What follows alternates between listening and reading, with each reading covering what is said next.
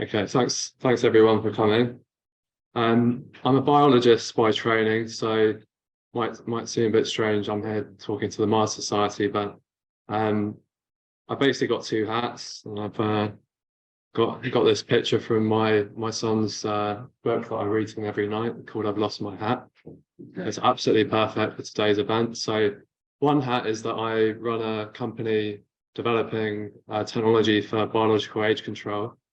But the other hat is sort of my personal interest. I feel like this technology has potentially a big impact for our plans for space, specifically getting to Mars, getting beyond Mars.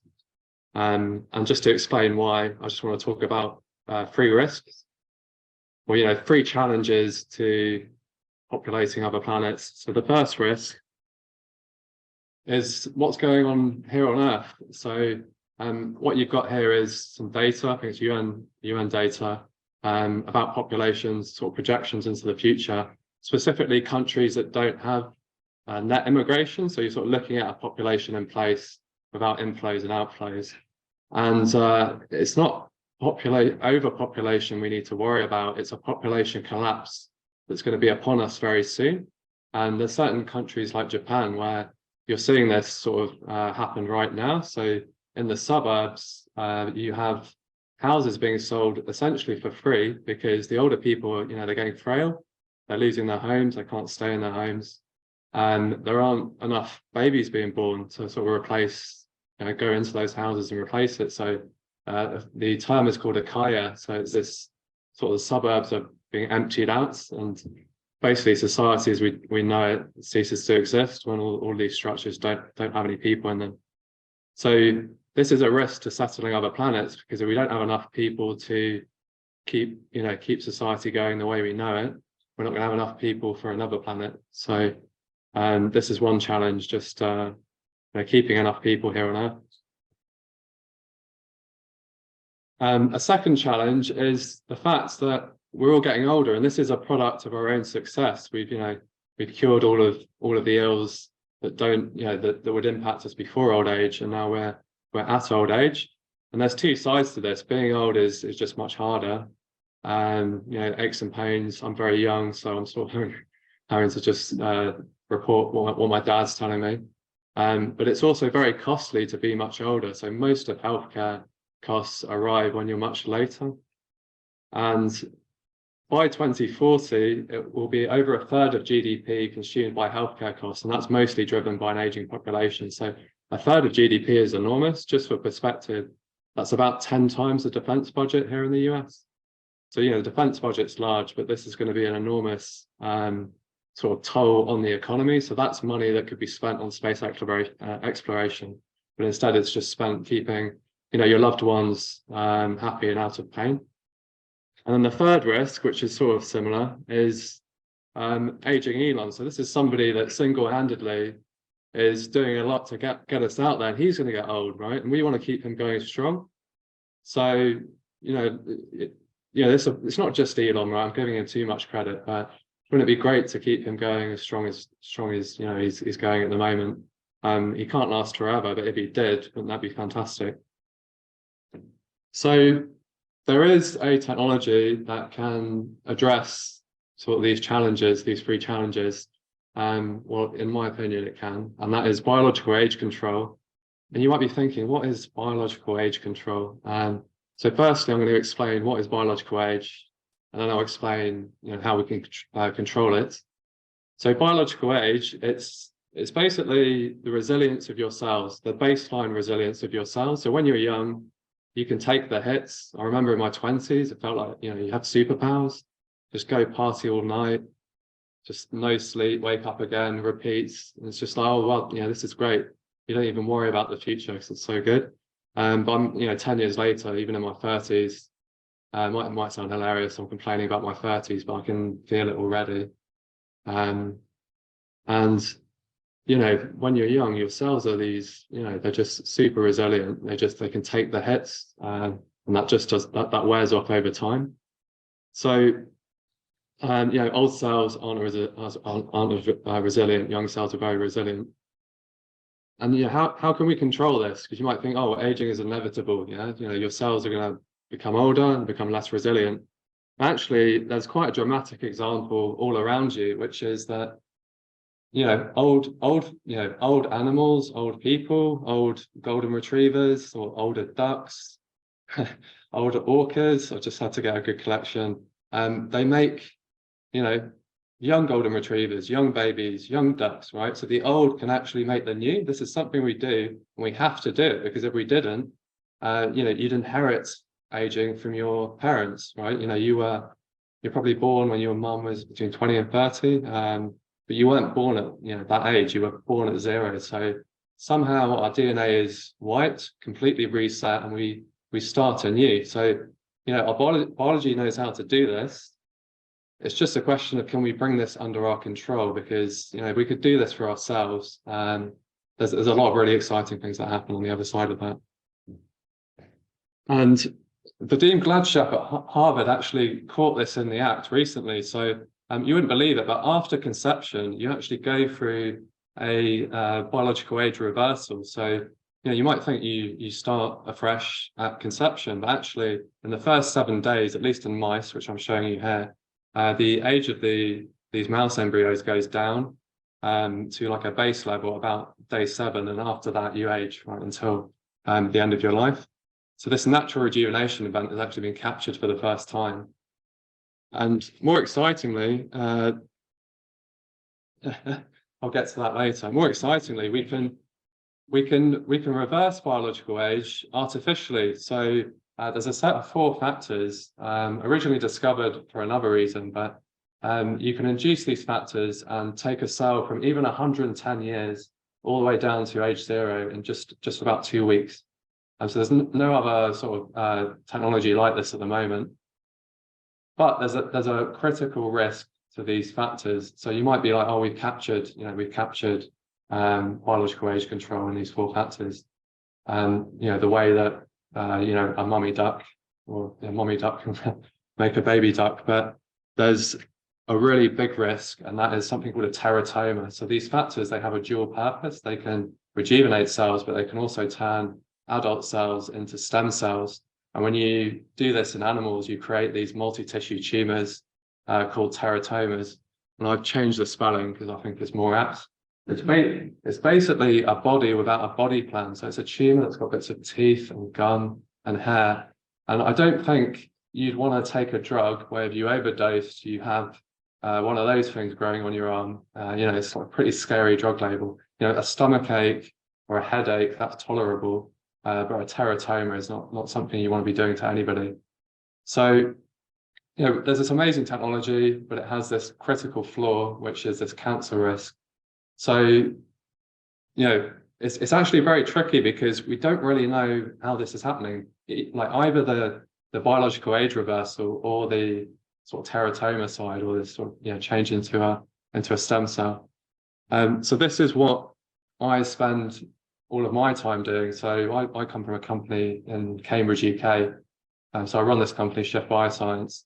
And so to save a long story, machine learning can really help us figure out what's going on in biology. Biology is very messy. It's very hard to sort of pick apart what's going on. It's this amazing detective story, but you really need the whole power of machines like over your shoulder to try and deconvolute what's going on. So we've used a couple of flavors of machine learning, and one, unsupervised machine learning, something called supervised machine learning, to basically model what this rejuvenation pathway is that's going on when you use these Yamanaka factors.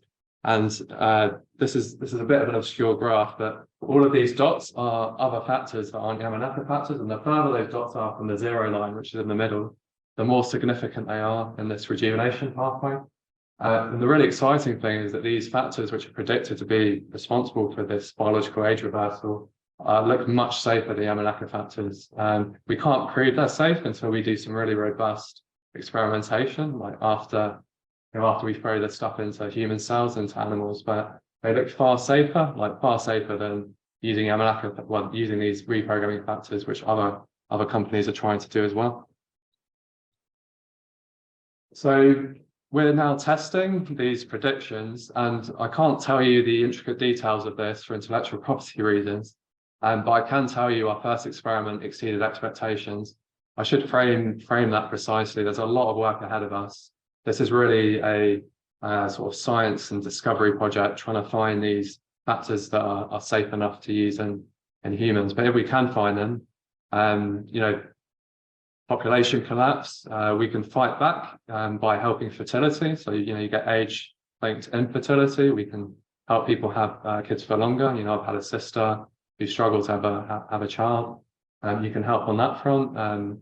Aging society, we can bring everybody back to prime of life, where you don't run these huge costs and sort of risks of scary diseases like heart disease, Alzheimer's disease. We can keep Elon going, and we can keep other people going that have built this huge amount of knowledge, and you don't want to lose them just when they're giving their most. And it's not just us doing this. So we have plenty of competition, mostly here in the US. And this creates a forcing function. Like we know these factors are there. We just want to figure out how to get there. So we've been chased by very well-funded competitors. Altos Labs is the largest startup in history with $3 billion. New Limit has over $100 million. We don't quite have that much, but we don't see that as the bottleneck. We're just making steady progress, and we raise what we need. There's different ways to do this, but there's a lot of intensity on this particular scientific problem because the impact is so high if we can get this right. The excitement is in the future. When you're feeling your years, you can essentially do a reset back to what you would call prime of life, and there's no reason why you can't keep on doing that. At least when this is comprehensive. So that's quite an exciting future. If you are close to retirement, you can do a reset, enjoy that retirement more. If you've been financially successful beyond your wildest dreams, you can have a 1,000-year retirement if you want to, right? There's all these different things happen. It's not necessarily the best use of funds, but it's up to you. At least you give people the option, and then they can decide what to do. And for me, this is the real bonus application. If you can do this, you provide individuals the opportunity to explore sort of time and space in its entirety. So, once you can reset biological age, not only can you get further into time, you can actually make the journey across space. And you might think, oh, this is an indulgence. But actually, if you think about it, if you want to go to a distant exoplanet and you can't do this, you're going to rely on your children and your children's children and your children's children beyond that. And you're sort of signing them up for a life that they didn't ask for. So they'll be born on some metal tube, and never known Earth or had their fill of Earth. And as far as they're concerned, Earth is paradise, right? So they've got every reason to turn the spaceship back around and go back to Earth because it wasn't their choice. So if you want to, if exploration is about freedom, that should be about an individual's freedom, not creating a tyranny for your children or the children afterwards. So I actually think there's almost a responsibility to do this yourself, reset your age, go to these distant places. You shouldn't make that choice on behalf of somebody that's not born. Well, I think this is amazing. This great delta of time and space opening up in front of you. Potentially, the universe becomes your playground. Obviously, there's a lot of hard work to do, but this really is on the table, and you get to see the great questions answered, things like that. So, hopefully, I've convinced you this technology we're developing. It's not just for health benefit. It really sort of changes our view of the future. It's something that I'm personally very excited about.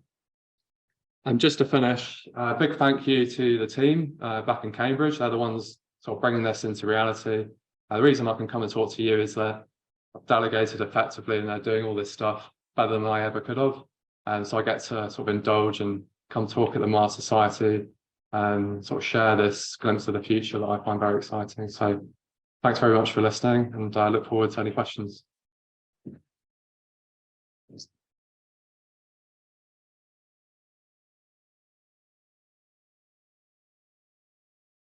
When you're going through cell division and you're getting older, I understand that there are telomeres at the end of the DNA molecules that eventually get lost as you get older. And at some point, you don't get ability then to divide the cells and create new ones. Is your process related to any of this? Yes, it's a good question. So in every one of your cells, there is you actually have a machinery to restore your telomeres. It's just suppressed. It's actually an anti-cancer mechanism, right? So your body does this deliberately. When you reprogram cells, these MLK factors, you do restore telomerase expression. So it's this factor called telomerase. So the tools are there. They're just like deliberately set at certain levels because you've got to protect against cancer and things like that. So then you might ask, well, what about the cancer? That is a real risk, right? The longer you keep going.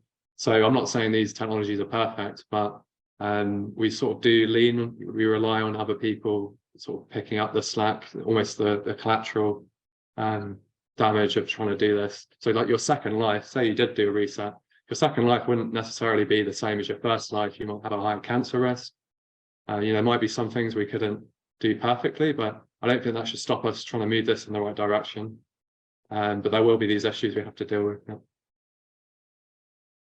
So what's your evaluation of loss of metabolic homeostasis and insulin resistance as societal factors that contribute to aging that is simply reversed could contribute to reducing aging? Let me speak that back to you so I understand. So the things like insulin resistance, diabetes, are you saying how does that? Maybe just rephrase. Well, which need to reverse insulin resistance. Yeah. And assure homeostasis through natural means, not by medication. Yeah. Is this a potential competitor for your products? Yeah. So you make a very good point. So most of the healthcare system at the moment is dealing with the collateral damage of aging, like all these things happening. If you can get this to work properly, there's basically a last generation of this type of stuff. It's like a last generation heart disease. So essentially the healthcare market flips. It goes from sort of sick care into basically protecting health. It's like a defense shield. So yeah, they are in competition, but I think, we'd rather be defending our health and sort of in the prime of life zone. And that there will be people that just don't proactively do this. They end up in sort of some unraveling, it could be diabetes or it could be something else. And so you need those things to bring them back and then try and do something. So there'll be a place for that. There will just be a smaller, significant. Yeah. It's very exciting research. Someone whose 30s are in distant memory, particularly in stress. But it doesn't make you immortal, because even if your health was maintained indefinitely perfectly, there are accidents, there are violence, and everything. More philosophical question than we've gotten. How might that change people's attitudes toward risk-taking, violence? Would they be afraid to drive or get out of bed? Yeah, that kind of thing. Very good question. I mean, one example, your appetite to go on a rocket, an experimental rocket, if you've got so much more to lose. So I work on these technologies every day. So I look left and right before I cross the road a lot more. You sort of see that there could be a lot more out there. I think overall it would be a good thing. If you've got a lot more time in front of you, you're going to be more sensible. You're actually going to have to find your meaning sooner, because otherwise, you're going to have, it's not going to be as meaningful, right? All that time in front of you. I think it actually forces you to solve a bunch of things earlier. There shouldn't be a prescription. It should be, something if people want to use this, they can. If they don't want to use it, but I think you'll just tend to find that. I don't know. I don't want to get too far ahead of myself, but if you love life, you can have more of it. If you don't love life, you didn't find it, whatever it is you needed to find, you don't have to take this either. But it's good to have the option, right? And I don't think there's anybody that you can talk to, because it's very abstract. So would you want to live longer at the end of your life? Firstly, you don't know what it feels like at the end of your life. And secondly, if you actually got there, right, and you ask the same question, it's different. Like, would you want to die tomorrow?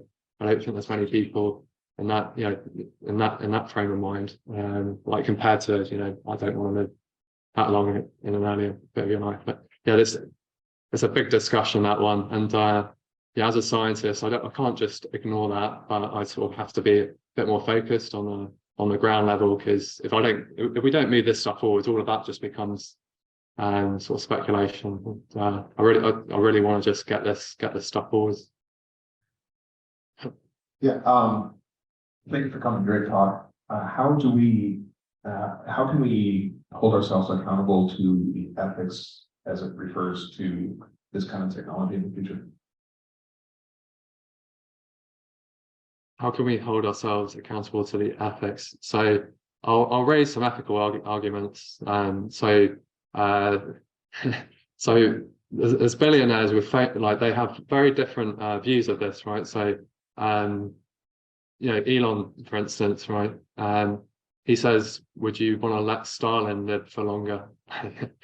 Well, you know, it's good. There was a natural time span, but then firstly, Einstein, it would be great if he lived longer. Secondly, there was a society where aging it didn't exist, right? Everybody could keep going. Would you invent aging to get rid of Stalin? You know, and sort of that collateral damage on top of everybody else. So, you know, like, yeah, there's these ethical arguments, but aging's quite a brutal answer to a lot of the reasons people use to justify aging. Like it brings meaning to life, but there's other things that bring meaning to life apart from taking somebody away that's loved by lots of others.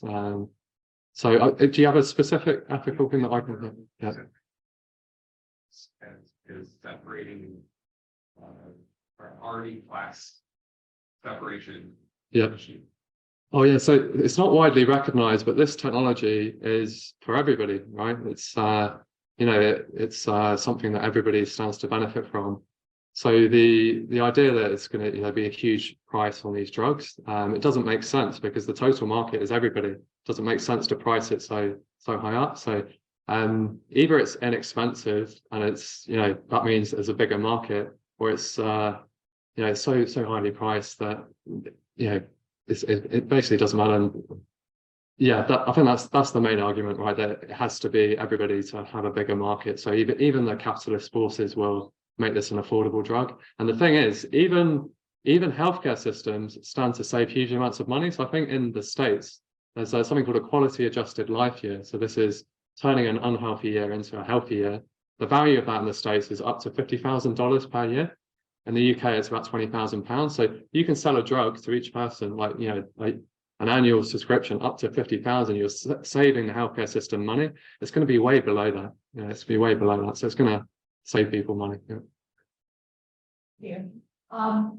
So there's all kinds of people in the world, and I just wonder in your research and your testing if you're finding distinctions based on things like gender, ethnicity, and are you testing that widely? Yeah, so right now, so as scientists, we prioritize getting something to work instead of trying to get everything to work at once. So we have like this, you know, microcosm of a system, which is 52-year-old female fibroblasts. Just because for various reasons, these have been most practical.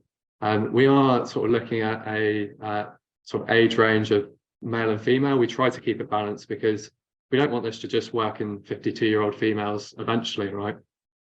We want it to be a bit more, you know, broadly applicable. And so we're having to start small, but when we get something working in a small way, we then want to spread out, yeah, like male, female at different ages. Yeah, can we reset from all these different ages, and then can we reset the different tissues and those different people at different ages? So it's sort of layer by layer.